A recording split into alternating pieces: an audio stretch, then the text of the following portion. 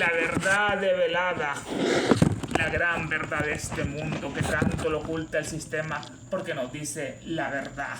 Estamos en el tomo 2, capítulo primero, y conoceremos las grandes maravillas de Oriente.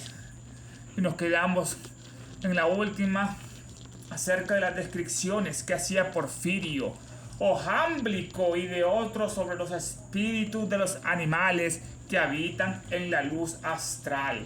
Son corroborados por la de los muchos de los clarividentes más dignos de confianza e inteligentes. Lo que decía Porfirio, un gran neoplatónico solo inferior a Plotino, o Jámblico, el gran teólogo que nació en Siria del siglo III al IV después de Cristo, un gran místico, escritor, filósofo neoplatónico, Jámblico, y otros son los espíritus de los animales, los fantasmas de los animales que se aparecen en reuniones espiritistas, que habitan en la luz astral, el segundo plano. Estas descripciones de Jámblico y Porfirio son corroboradas por las muchos clarividentes más dignos de confianza e inteligentes. A veces las formas animales incluso se hacen visibles para cada persona presente en un círculo espiritista, se materializan.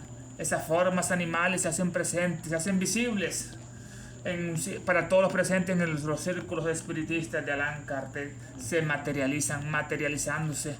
En su gente del otro mundo, el coronel Henry Steele Olcott describe una ardilla materializada que siguió a una mujer espíritu a la vista de los espectadores. Desapareció y reapareció ante sus ojos varias veces y finalmente siguió el espíritu hasta el gabinete. Henry Steele Olcott, el compañero del Inca que al final la traicionó. Confió más en los Colón o en la hipocresía de la India por los escándalos que fabricaron esos malditos cristianos. Así en esa obra, Gente de Otro Mundo, hace una descripción Olcott acerca de una ardilla que se materializaba, una ardilla fantasma, que siguió a una mujer espíritu que también se materializaba a la vista de todos los espectadores.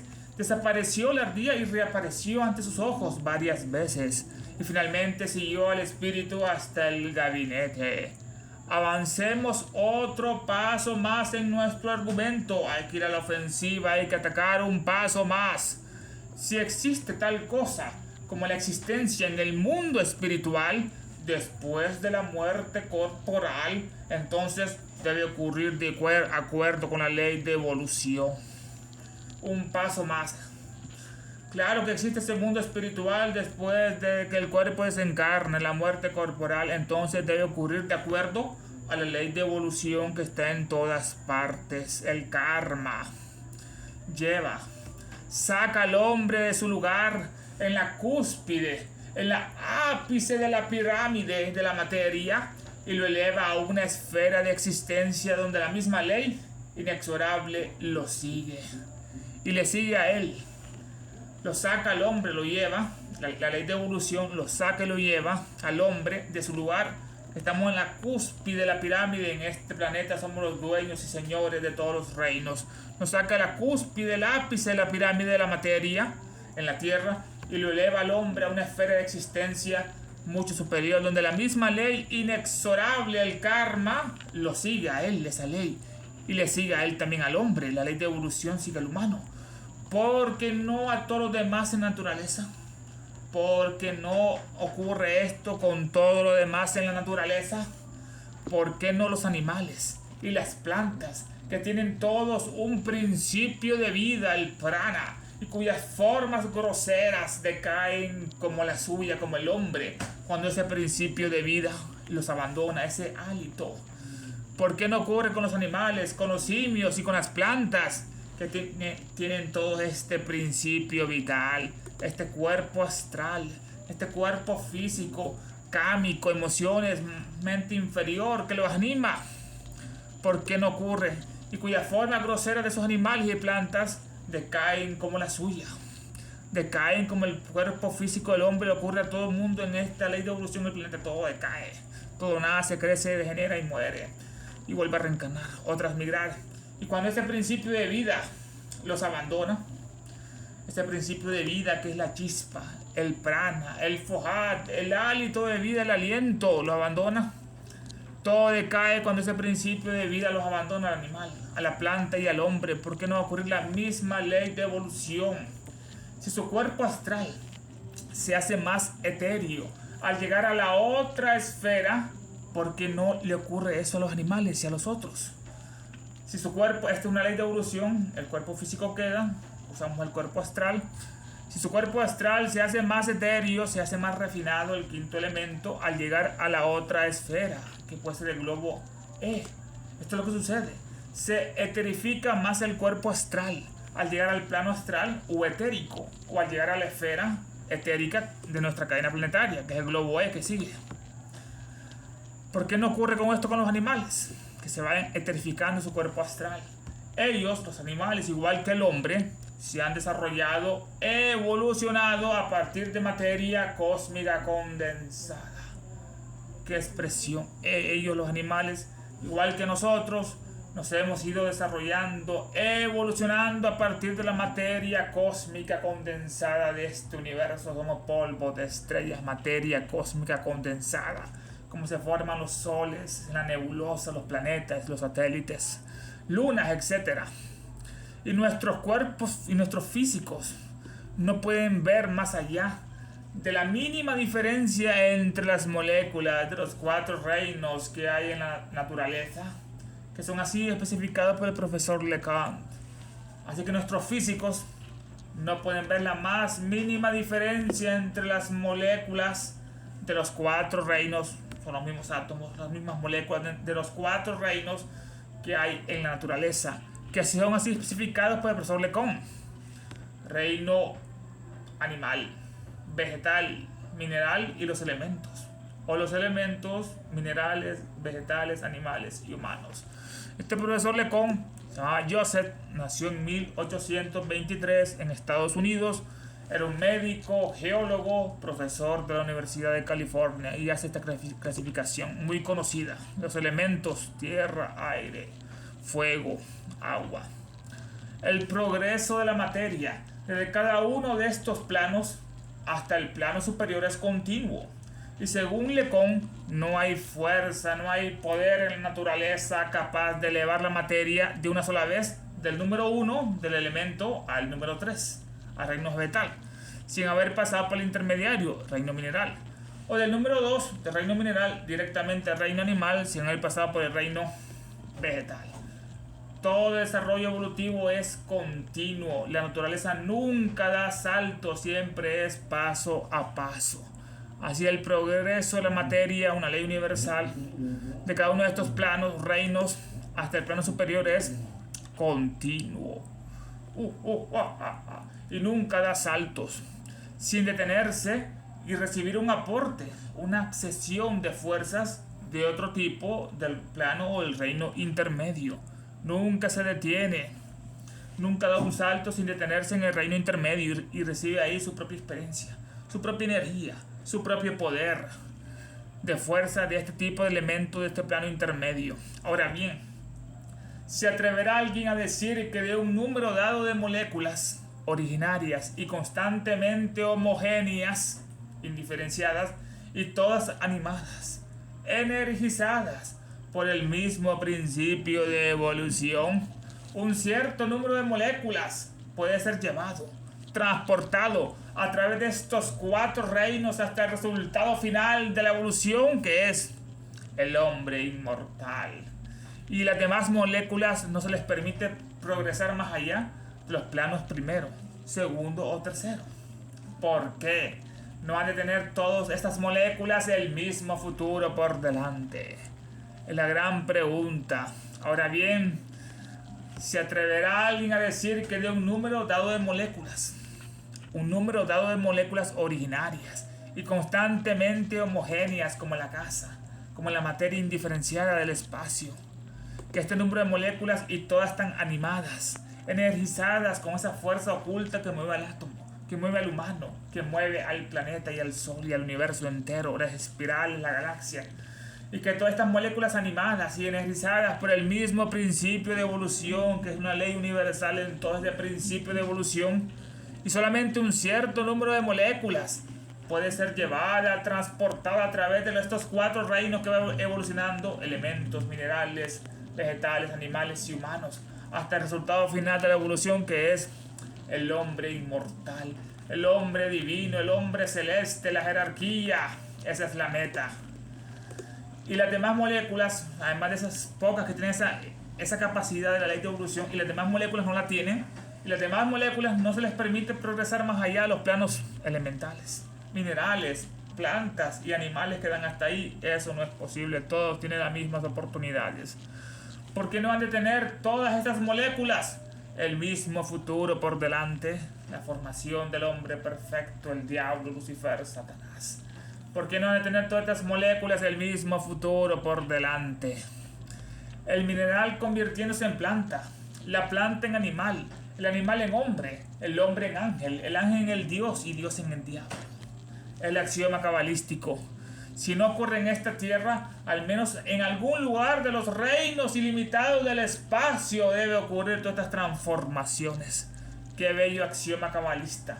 El mineral convirtiéndose en planta, la planta en animal, el animal en hombre, el hombre en ángel, el ángel en Dios y Dios en diablo. Si no ocurre en este planeta Tierra físico, al menos en algún lugar de los reinos ilimitados del espacio, como la antigua cadena fue en la luna donde el hombre se desarrolló, hoy en este planeta. La pregunta que nos lanza: la armonía de la geometría y de las matemáticas, las únicas ciencias exactas, demuestran ser la ley del vasto universo. Sería destruida si la evolución se ejemplificara perfectamente solo en el hombre y limitado en los reinos subordinados. Ya vamos a estas armas: la armonía, que es el siguiente tema. La armonía que la geometría produce y las matemáticas. Geometría y matemáticas producen la armonía, como la música, que son las únicas ciencias perfectas y exactas. Las matemáticas son las únicas ciencias exactas con la geometría y la música. Demuestran ser esta armonía la ley de todo el universo. Hay armonía entre un planeta y su sol, entre un planeta y su satélite, entre los humanos hay armonía negativa y positiva. Esta es una ley del universo, la atracción, la armonía del universo. Sería todo esto destruido si la evolución, esa ley, se ejemplificara perfectamente solamente en el hombre, ilimitado en los reinos subordinados como los animales o otros plantas, etc. Si no hubiera esa armonía, se destruiría si solamente fuera el hombre. Lo que sugiere la lógica lo prueba la psicometría, esa gran ciencia de Buchanan, del profesor Denton de geología. La psicometría, la lectura del alma, la medición del alma. Un psicometra que toca algo y lo descubre con solo tocarlo. Una piedra de otro planeta describe cómo era la materia. Una piedra que construyó un edificio hace miles de años describe cómo era esa piedra y las personas que habitaban en esos lugares. Los psicometras, lo que sugiere la lógica, lo prueba la psicometría con evidencia científica. Y como dijimos antes, esta es una ciencia futura, la psicometría, que va a ser de la secta raza búdica infernal satánica. La psicometría, y como dijimos antes, no es improbable que algún día los hombres de ciencia erijan grandes monumentos, estatuas a Joseph Buchanan, su descubridor moderno, la psicometría. Buchanan. Así que en el futuro habrá grandes estatuas, destruirán todas esas tonterías, Albert Einstein, esas malditas bestias judías que le han clavado el cerebro a la gente. Y como dijimos antes, no es improbable que algún día los hombres de ciencia, los científicos, erijan monumentos a Joseph R. Buchanan, su descubridor moderno en la psicometría. Nació en 1814, médico en Estados Unidos, fue profesor de fisiología. Buchanan, y creó la psicometría, que es el instrumento del alma, que es la capacidad búdica, que es la viveka kyati de los orientales. Si un fragmento de mineral, de planta, fosilizada o una forma animal da al psicometra, como imágenes vividas y precisas de sus condiciones previas, como lo hace un fragmento de hueso humano, que da esas imágenes del individuo al que pertenecía. Esa es la ley. Si ese fragmento de mineral o de la planta fosilizada o una forma animal da el psicometra con imágenes vividas y precisas de sus condiciones previas, como le hace un fragmento de hueso humano del individuo al que pertenecía. Eso hace el psicometra. Toca un mineral y la describe cómo era todo. Toca una planta fosilizada y la descubre quiénes vivieron ahí, qué animales. O toca una forma animal y vienen imágenes vividas a su mente inmediatamente, su mente pura y precisa de las condiciones previas, como lo hace un fragmento de hueso que habla acerca del individuo al que pertenecía. Parecería como si el mismo espíritu sutil impregnara toda la naturaleza y era inseparable de las sustancias orgánicas e inorgánicas. Hay un gran espíritu, la Mahat, la Laya de los budistas, la Mula Prakriti. Parecería como ese gran espíritu sutil impregnara todo el universo, toda la naturaleza que así es. Y es inseparable de sustancias orgánicas o inorgánicas, está en todos los átomos.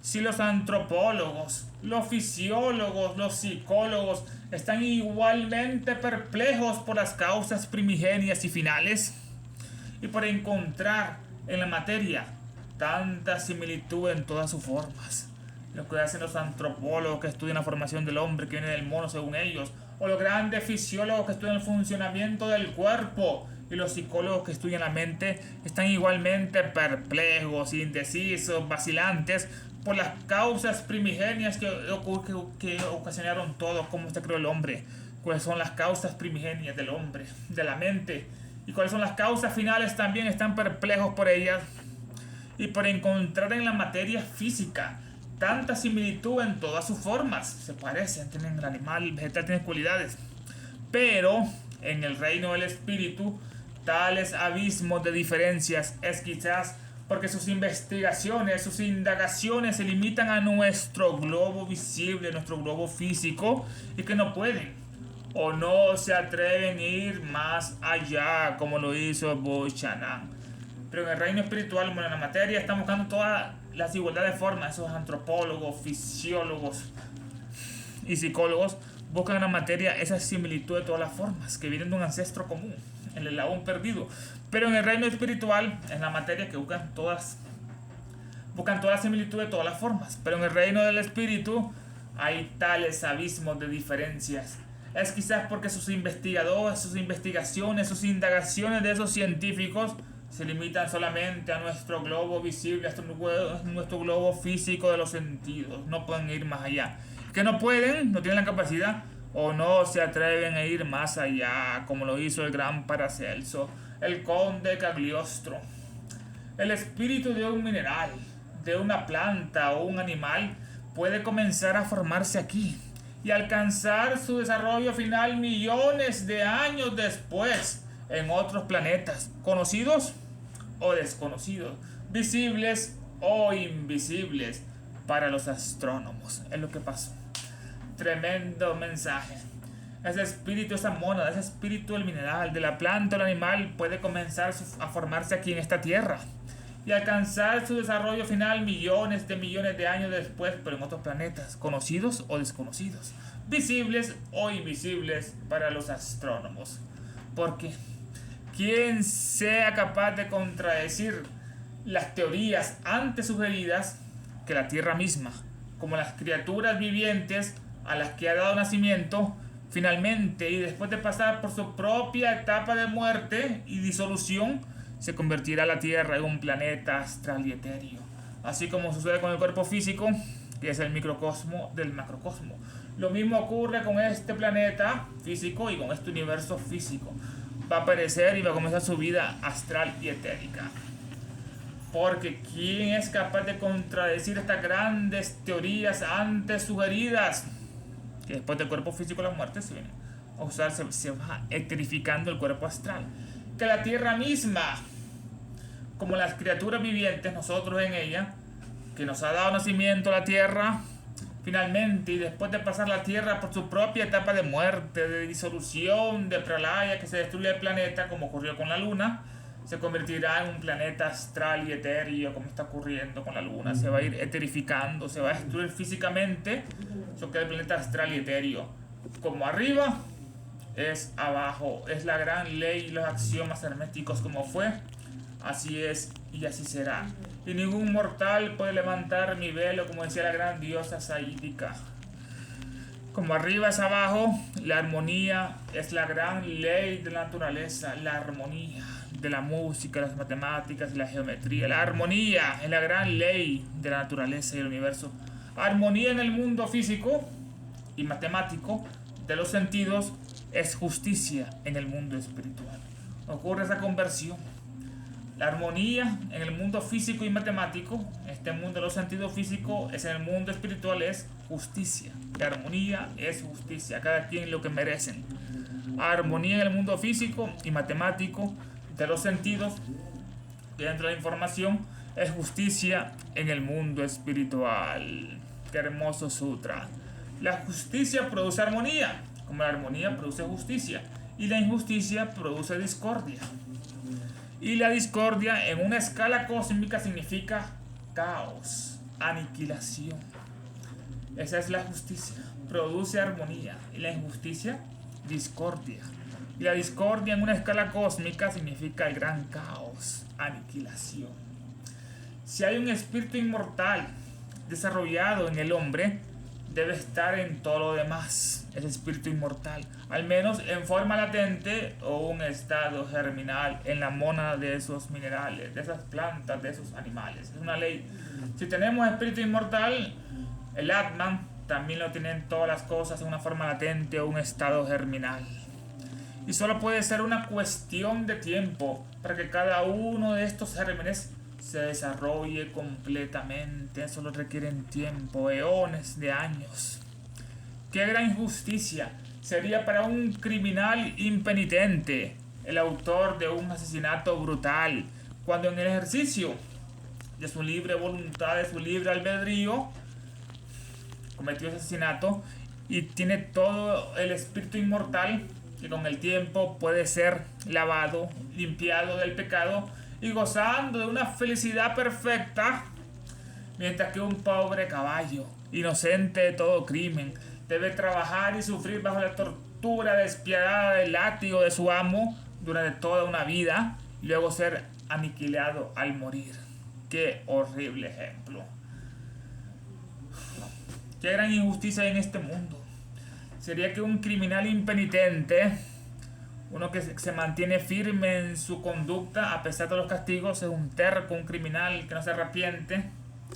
El autor de un gran asesinato brutal, como fue Bush con las Torres Gemelas, cuando en el ejercicio de su libre albedrío y su libre voluntad hizo ese asesinato cruel, ese genocidio, pero tiene todo el espíritu inmortal, es cristiano, dicen, o es masón. Tiene todo el espíritu inmortal de ese cuerpo. El espíritu inmortal tiene que con el tiempo puede ser lavado, puede ser limpiado ese espíritu de todo pecado y luego gozar de una felicidad perfecta según creen los cristianos en esas tonterías. Mientras que un pobre caballo, inocente de todo crimen, debe trabajar y sufrir la tortura despiadada de un látigo de su amo durante toda su vida. Y luego al morir debe ser aniquilado. Qué injusticia con ese criminal impenitente, con su espíritu que fue lavado después purificado y el caballo no. Tal creencia implica una injusticia brutal y solo es posible entre personas instruidas en el dogma que todo ha sido creado para el hombre y solo es él, el hombre, el soberano de este supremo, de este universo. Cómo engañan a las personas. Tal creencia anterior implicaría esa injusticia brutal, como vemos que los animales se comen los unos a los otros. Qué horrible que Dios hizo eso, un animal, una bestia. Por los atributos se conoce al Creador. Solo es posible entre personas instruidas en el dogma de que todo ha sido creado para el hombre solamente, todo este universo, todas estas galaxias, estas estrellas que brillan solo para que alumbren la noche. Y solo el hombre es el soberano supremo del universo. ¡Qué barbaridad! Un soberano tan poderoso que para salvarlo de las consecuencias de sus propias fechorías, no era demasiado que el Dios mismo del universo muriera para aplacar su propia ira del humano. ¡Qué soberano, qué ironía tan bella! Nota aquí nuestra querida Lelinka. Un soberano tan poderoso, los humanos, que para salvarlo de las consecuencias de sus propias fechorías, lo que uno siembra, eso cosecha. No era demasiado que el Dios del universo muriera, supuestamente lo dicen de Jesús, el Dios del universo muriera para aplacar su propia justa ira del humano, su ira justa. No era demasiado que eso mismo, que el Dios mismo del universo muriera para aplacar su propia ira a los humanos. Si el salvaje más abyecto, con un cerebro un poco inferior al de un filósofo, este último, desarrollado físicamente por edades de civilización, ese cerebro filosófico, se desarrolló físicamente por edades de civilización, es todavía ese salvaje en cuanto al ejercicio real de sus facultades mentales muy poco superior a un animal. Si el salvaje más abyecto, que comete los actos más despreciables y viles, es salvaje con un cerebro muy poco inferior al del filósofo en capacidad en metros cúbicos, este último, el cerebro del filósofo, se ha desarrollado físicamente por edades de civilización. Es porque se desarrolla el filósofo por edades de civilización y el salvaje todavía le falta. Es todavía en cuanto al ejercicio real de sus facultades mentales un poco superior a un animal, solo un poco. Es justo inferir que tanto el salvaje como el simio no tendrán la oportunidad de llegar a convertirse en algún día en filósofos. Es justo inferir eso, que es salvaje.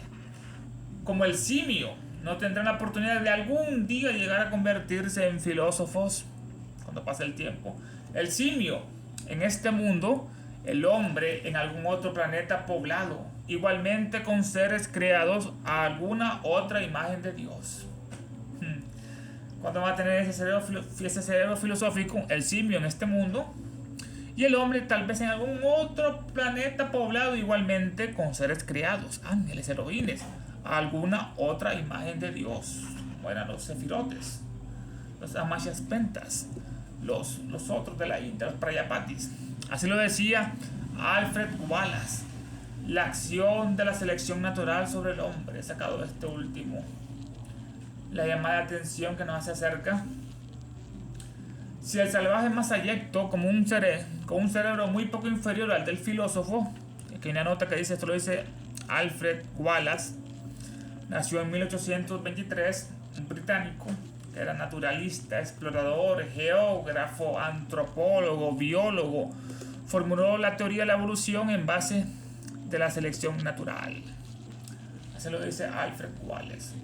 Y entramos a subtema el futuro de la psicometría, los grandes psicometras, las facultades de Buddy funcionando en el cuerpo humano, la glándula pineal, la hipófisis. ¿Cuál es el futuro de la psicometría? Dice el profesor Denton, al hablar del futuro de la psicometría, la astronomía no menospreciará la asistencia de este gran poder.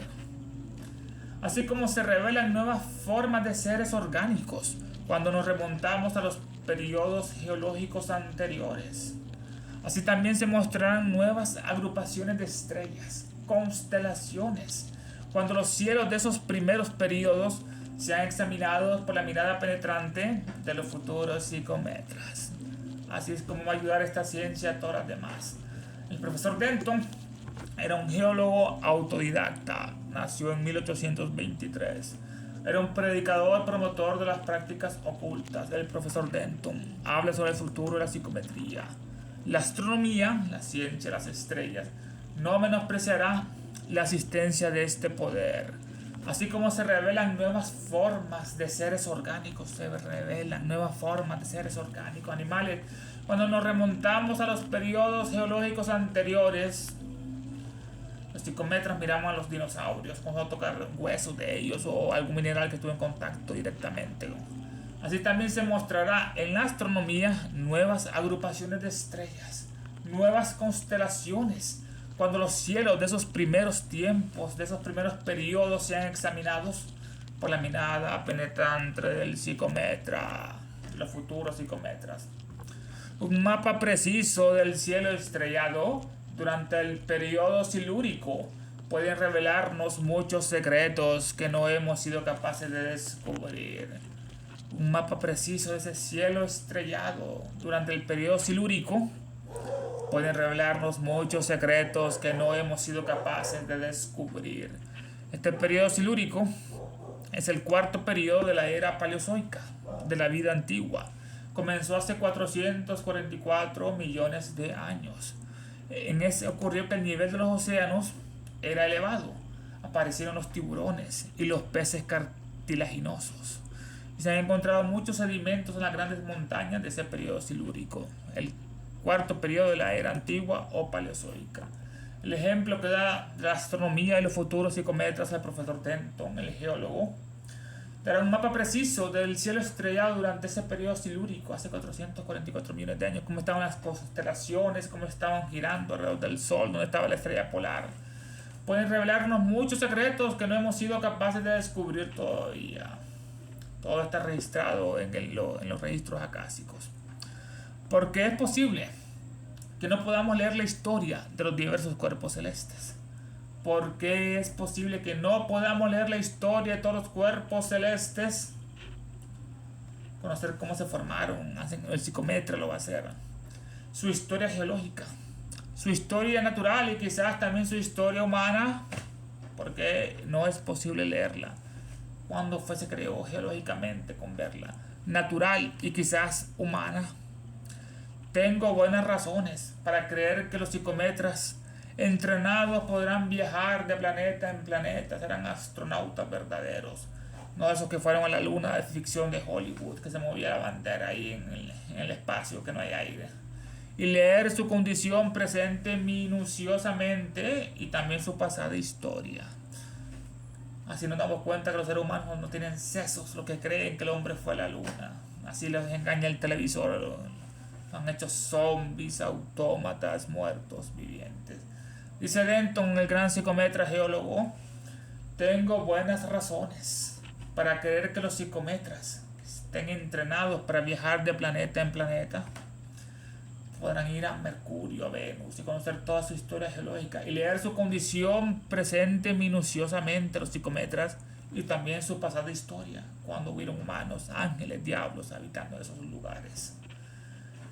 Esto lo dice Denton en su obra El alma de las cosas, página 273. Estos psicometras entrenados podrán ir a otros planetas y podrán viajar de planeta en planeta y leer su condición presente minuciosamente y su pasada historia. Heródoto, el padre de la historia occidental, el griego, nos dice que en la octava de las torres de Velus en Babilonia, usada por los sacerdotes astrólogos, había una habitación superior, un santuario, donde dormían o entraban en trance las sacerdotisas que profetizaban para recibir comunicación del Dios. Esto nos dice Heródoto, en la octava de las torres de Velus, Babilonia, había tantas cosas, habían estas pirámides escalonadas. En la octava de esas torres, que eran grandes edificios, que eran pirámides con escalones, y había muchas partes, y en la octava de esas torres de Velus, en Babilonia, usada por los grandes sacerdotes astrólogos, en esa octava torre había una habitación superior, había un santuario, donde dormían o entraban en trance las pitonisas, las sacerdotisas que profetizaban para recibir comunicación con el Dios. Eran puras. Junto al lecho hay una mesa de oro, sobre la cual se habían colocado varias piedras, que Manetón nos informa que eran todas meteoritos, aerolitos. Una mesa de oro. Junto al lecho, junto a la cama, hay una mesa de oro, sobre la cual se habían colocado varias piedras de meteoritos que nos dice Manetón que eran todos aerolitos. Manetón era un gran sacerdote historiador de egipcio del año 3 siglos antes de Cristo. Manetón, se menciona mucho en la historia, Manetón, que hacía una mesa de oro, que hacían piedras de meteorito. En esa habitación estaban las pitonisas. Las sacerdotisas desarrollaron la visión profética en sí mismas, presionando una de estas piedras sagradas sobre sus cabezas y sobre sus pechos. Esa es la técnica que usaban las sacerdotisas. Desarrollaban la visión profética, podían vaticinar el futuro en sí, solo presionando estas piedras sagradas, estos meteoritos sobre sus cabezas y sobre sus pechos. Lo mismo sucedió en Tebas, esa hermosa ciudad del Alto Egipcio, Tebas, y en Patara, que parte de Turquía en Alicia. Esto lo dice Heródoto en su obra capítulo 181, el padre de la historia occidental.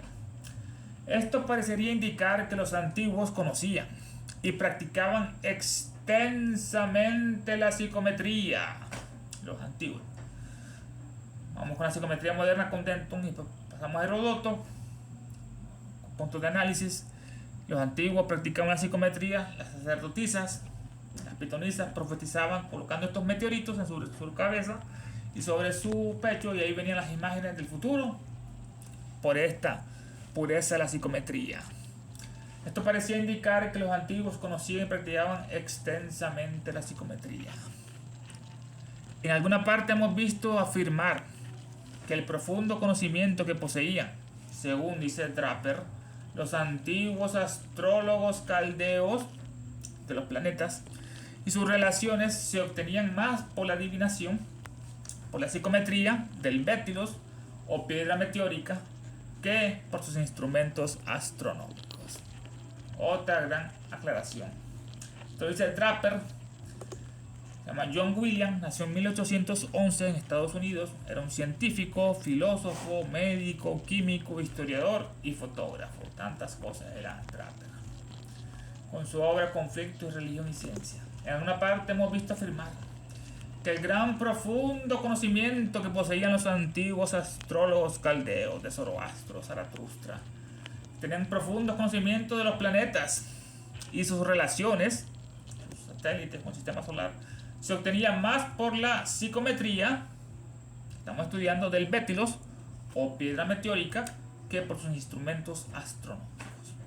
Tenían más conocimientos profundos del planeta y de otros planetas y sus relaciones por una piedra meteórica que por los instrumentos astronómicos que también tenían. ¿Qué es el bétilos?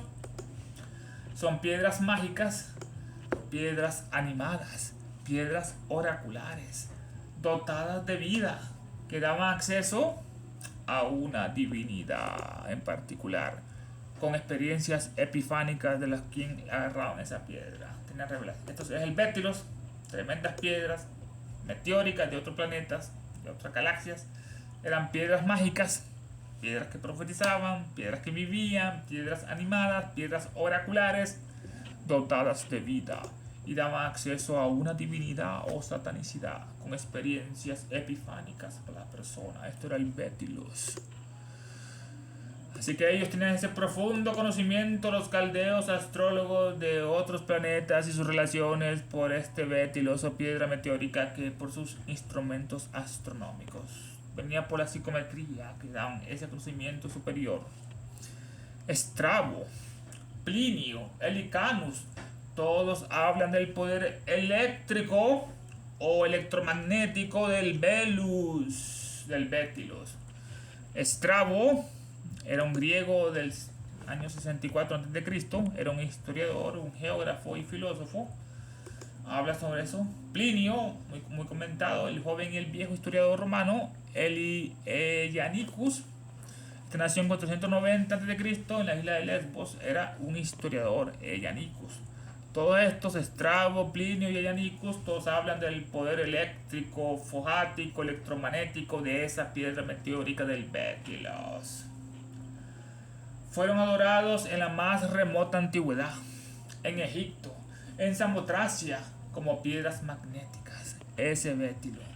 Adoradas desde la más remota antigüedad por Egipto, por Samotracia, esa pequeña isla griega, como piedras magnéticas que contenían almas que habían caído del cielo. Eran células de un gran ser. Eso eran estos bétilos, piedras meteóricas que traían almas que habían caído del cielo de grandes ángeles o grandes diablos, que transmitían sabiduría, tanto lumínica como oscúrica. Así que estos bétilos además tenían gran poder eléctrico, fojático, contenían almas que habían caído del cielo y entraban en relación con nosotros. Y los sacerdotes de Cíbeles llevaban un pequeño bétilos en el cuerpo, una pequeña piedra magnética. Los de Cíbeles, la rea de los griegos, la madre de los dioses, la de Cíbeles. Qué curiosa coincidencia entre las prácticas de los sacerdotes de Velus y los experimentos del profesor Denton. Es La gran analogía que nos hace el Inca. Qué curiosa coincidencia que tuvieran ese Véteros, esas piedras magnéticas, esos meteoritos. Qué curiosa coincidencia entre las prácticas de los sacerdotes de Velus y los experimentos del profesor Denton de la psicometría. La ciencia es la misma, no importa el tiempo. Como el profesor Buchanan comenta verazmente sobre la psicometría, nos permitirá en el futuro detectar el vicio y delitos y crímenes. Esto es el futuro de la psicometría. La humanidad va a estar más espiritualizada. Comenta verazmente Buchanan sobre la psicometría, nos permitirá detectar el vicio, meterlos presos. Cualquiera que vende drogas, que vende alcohol o cigarros que destruyen a los seres humanos, meterlos presos. Así es detectar el vicio. Así se resuelven todos los delitos y crímenes con un psicometra que va a saber quién lo hizo, quién fue, con solo estar en la escena del asesinato. Y así le van a tener miedo a todo el mundo y nadie va a hacer el mal, porque sabe que va a ser 100% mente apresado. Ningún acto delictivo puede escapar a la detección de la psicometría cuando sus poderes se manifiestan adecuadamente, como lo dice Buchanan. Así es mismo. Ningún acto delictivo puede escapar a la detección de la psicometría cuando sus poderes se manifiestan adecuadamente. La detección segura de la culpa por la psicometría, no importa cuán secreto sea el acto, anulará todo encubrimiento. Ya la humanidad va a ser superada por esos grandes experimentos. La detección segura de la culpa por la psicometría, no importa cuán secreto sea el acto, anulará todo encubrimiento. Lo dice Buchanan en su obra Antropología, página 125. Y entramos al tema: los malos espíritus solo aman la oscuridad. Hablando de los elementarios, Porfirio dice: estos seres invisibles han estado recibiendo a los hombres honores como dioses. Los elementarios son los diablos que engañan a los hombres. Son Jehová, son Alá, son Yahvé los que engañan a los hombres. Porfirio, que solo era inferior a Plotino. Estos seres invisibles, estos demonios, Jehová, han estado recibiendo a los hombres honores como dioses. Engañó y pactó a Abraham, a Moisés, a todos esos malditos judíos del Antiguo Testamento, como Jehová y Alá. Estos seres invisibles han estado recibiendo a los hombres honores como dioses. Una creencia universal los hace capaces de volverse muy malévolos. Quieren sangre, sacrificar animales para expiar pecado. Así, esta creencia. Así, esta creencia universal los hace capaces de volverse muy malévolos. Jehová y Alá son muy malévolos. Como tienen engañado a millones de seres humanos aquí en la tierra, los adoran todos los árabes, todos los judíos, los cristianos, esas bestias. Esta creencia universal, que se infunde por el miedo, los hace capaces de volverse muy malévolos. Prueba de su ira se enciende contra aquellos que descuidan de ofrecerles un culto legítimo, que es lo que hacía Jesús. Se enojaba Jehová porque Jesús estaba convenciendo a los judíos de que no sacrificaran animales, que no haya derramamiento de sangre. Y por eso se apoderó del Sanedrín y todos los judíos para lapidar al gran hombre que después se levantó. Prueba de su ira de Jehová se enciende contra aquellos, o Alá, que descuidan ofrecerles un culto legítimo. Esto lo dice Porfirio en su obra de los sacrificios a los dioses y demonios, capítulo 2. Porfirio, tremenda obra, los sacrificios a los dioses y demonios. Homero los describe a estos diablos, estos elementarios, en los siguientes términos: nuestros dioses se nos aparecen cuando les ofrecemos sacrificio. Sentándose en nuestras mesas, participan de nuestras comidas festivas. Donde haya sangre, ahí están esas bestias. Así lo describe Homero. Nuestros dioses se nos aparecen cuando les ofrecemos sacrificio. ¿Por qué sacrificio? ¿Por qué sangre? Sentándose en nuestras mesas y participan de nuestras comidas festivas. Cada vez que se encuentran en sus viajes con un fenicio navegante solitario, les sirven de guía y manifiestan su presencia de otra manera. Así los ayudan. Está un navegante, un fenicio solitario en el mar, está perdido, les sirve de guía. Estos dioses buenos manifiestan su presencia de otra manera. podemos decir que nuestra piedad nos acerca a ellos, tanto como el crimen y el derramamiento de sangre unen a los cíclopes y a la feroz raza de los gigantes. En eso tenía razón Homero.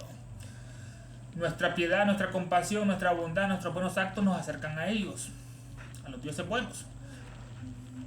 Tanto como el crimen, como el derramamiento de sangre que ocurría en las sinagogas, que sigue ocurriendo, de sangre, como el crimen, como son los judíos grandes criminales, grandes narcotraficantes del mundo, como el crimen y el derramamiento de sangre unen a los cíclopes y a la feroz raza de los gigantes. Esto lo dice en la Odisea, en su libro séptimo. Este último prueba que estos dioses, Homero, eran demonios amables y benéficos, y que ya sea que fueran espíritus desencarnados o seres elementarios, no eran demonios. Homero prueba que estos dioses, que por su compasión se les acercaban y les servían de guía en los mares, eran demonios amables, o los demonios de Sócrates, y benéficos, y buenos, bondadosos. Que ya sea que fueran espíritus desencarnados o seres elementarios, no eran demonios, como cuentan los cristianos. El lenguaje de Porfirio, quien fue discípulo directo de Plotino, es aún más explícito en cuanto a la naturaleza de estos espíritus. ¿Qué decía Porfirio, discípulo directo de Plotino, el neoplatónico? ¿Cuál es la naturaleza de estos espíritus? Dice Porfirio: los demonios son invisibles, pero saben revestirse de formas y configuraciones sujetas a numerosas variaciones, lo que se explica porque su naturaleza tiene mucho de lo corpóreo en sí mismo. Los demonios son invisibles, pero saben revestirse, son camaleónicos de formas y configuraciones sujetas a numerosas variaciones, lo que se explica porque su naturaleza tiene mucho de lo corpóreo en sí mismo. Su morada está en la vecindad de la tierra, cerca de la tierra, y cuando pueden escapar de la vigilancia de los buenos demonios, no hay travesura o mal que no se atrevan a cometer. Así lo describe Porfirio a estos demonios. Son invisibles, pero saben revestirse de formas y configuraciones. Son camaleónicos o metamorfos, cambian como duendes, hadas. Saben revestirse de formas y configuraciones sujetas a numerosas variaciones, lo que se explica porque su naturaleza tiene mucho de lo corpóreo en sí mismos. Tienen compuestos como los nuestros, tienen cuerpos etéricos, astrales. Porque su naturaleza de esos demonios tiene mucho de lo corpóreo en sí mismo. Por eso cambian estas configuraciones sujetas a numerosas variaciones, estas formas. La morada de estos demonios traviesos está en la vecindad de la tierra, está en la cercanía de la tierra, en la vecindad. Y cuando pueden escapar de la vigilancia de los buenos demonios, cuando se escapan de la vigilancia de los buenos demonios que dirigen el cosmos, no hay travesura o mal que no se atrevan a cometer. Un día emplearán la fuerza bruta y otro día la astucia. Un día la fuerza bruta y otro día la astucia. Van a mudar. Esto lo dice Porfirio, los sacrificios de los dioses y demonios. Y estamos llegando a la parte culminante del estudio de esta noche, que lo vamos a cerrar con las siguientes invocaciones. Adoremos al diablo. Satanás es nuestro Dios, nada nos faltará. Blavatsky es nuestra diosa, todo lo perderán. ¡Ave Satán! Oh poderes del odio, os prometemos nuestra fidelidad, sabiendo que solo el odio puede destruir al mundo. Oh poderes del odio, invocamos vuestra maldición sobre todos los mundos en estos tiempos de dificultad. Oh poder del odio, invocamos vuestra bendición sobre todos aquellos que tratan de ser vivos. Oh poder del odio, invocamos vuestra maldición sobre todos aquellos que hacen sufrir, que ellos puedan sentir vuestro odio, vuestra fuerza, aún en medio de sus sufrimientos. Oh poder del odio, invocamos vuestra maldición sobre todos aquellos que provocan dolor, que ellos puedan sufrir en carne propia la ira de Satanás. Reverencia y gratitud a los grandes demonios, guardianes destructores del mundo entero.